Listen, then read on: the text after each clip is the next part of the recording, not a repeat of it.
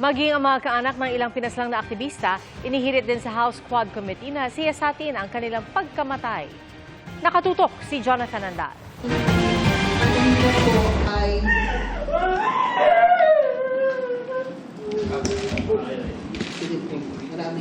Biglang humagulgol ang ginang na ito sa gitna ng press conference.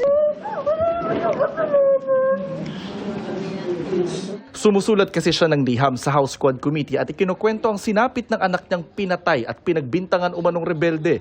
May sakit na nga yun sa isip, pinatay nila. Ang kanya namang mister, ikinulong naman daw sa kasong illegal possession of firearms and explosives.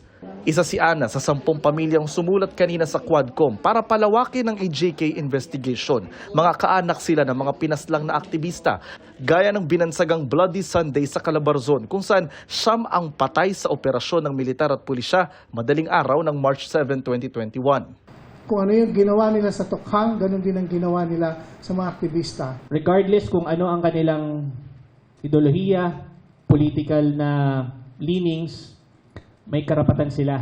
Bukas naman ang Quadcom na imbitahan din sila sa susunod na pagdinig, oras na matanggap ang mga liham. Kung matatanggap po namin ito ng Lunes, pwede na po namin siguro mapag-usapan ito. At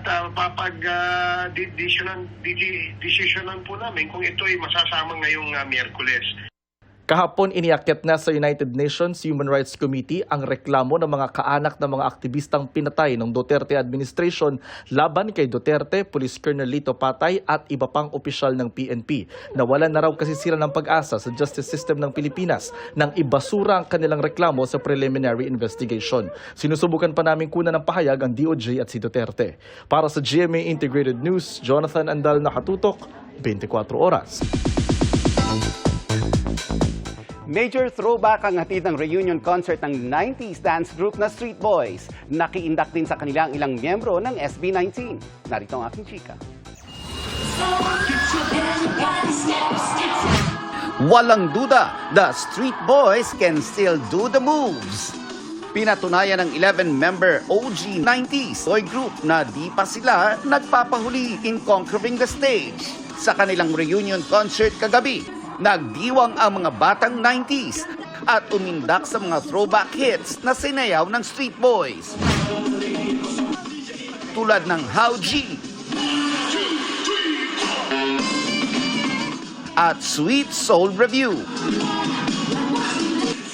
Nakipagsabayan din sila sa mga Gen Z na sina Stel at Justin ng P-Pop Kings na SB19. Gusto namin magpasalamat sa opportunity na to. Congratulations, Street Boys! Woo!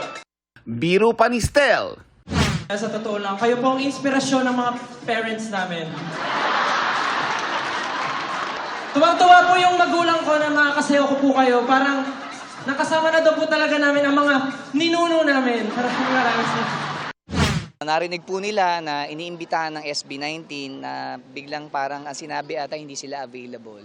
So ang ginawa, sila yung nag-reach out sa amin, gumawa ng paraan, kahit hindi sila kumpleto, makapag-guest lang. Kaya talagang sobrang, thank you, sobra. Emosyonal na nagpasalamat ang Street Boys sa mga sumuporta sa kanila ng mahigit 3 dekada. Hindi namin alam kung mauulit pa namin. Since lahat kami medyo naka-pain reliever na kami.